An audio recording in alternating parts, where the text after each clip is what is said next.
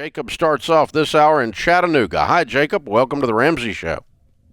Hey, Dave. How's it going? Better than I deserve. What's up, man? So my wife and I are 27. We've been in our home for about a year and a half now, but we've just been listening to your show for about a year. So we're trying to figure out if we should refinance our home from a 30-year to 15 based on where we are right now. No. Okay. If you pay a 30 like a 15, it pays off in 15.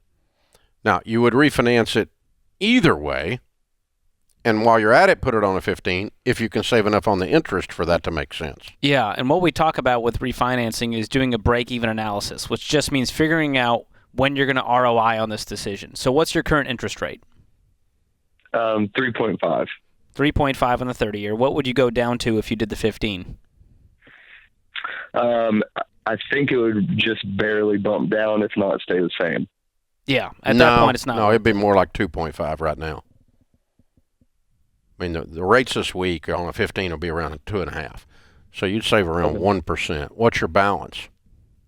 120. Okay. All right.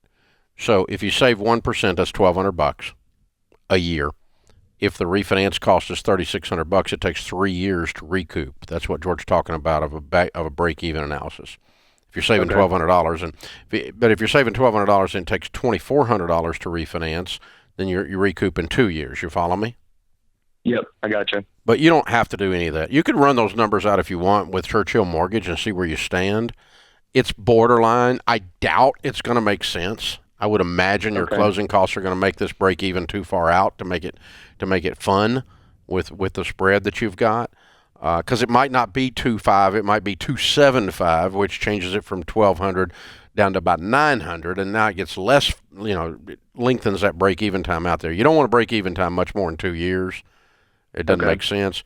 So the big answer to your question is you don't have to refinance just to go to a 15. You just get your calculator out and your payment calculator at RamseySolutions.com and do the payment on $120,000 at 3.5% on 15 years, and then do the payment principal and interest only at 3.5. Figure out what your exact principal and interest is.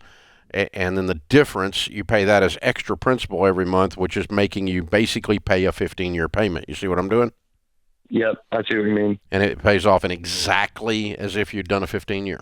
Yeah. And a lot of people, Dave, obviously we recommend only getting a 15-year. If you've already done the 30, that's okay. It's usually not worth undoing that decision unless you have an unusually high interest rate or there's some other factors at play. But I love the spirit of it. I can tell that you guys want to do this plan. And so the best thing you can do is start to make double, triple mortgage payments and get that thing paid off in 15 years or less. Yeah, because here's the thing. You're not really going to run that extra 15 very long if you're working the baby steps.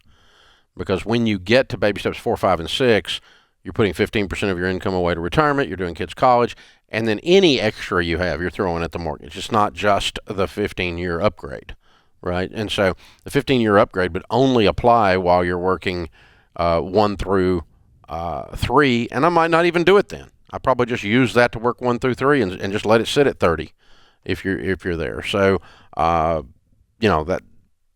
So you really never actually do this because you're going to put more than the extra upgrade in baby step 6 when you're working baby step 6.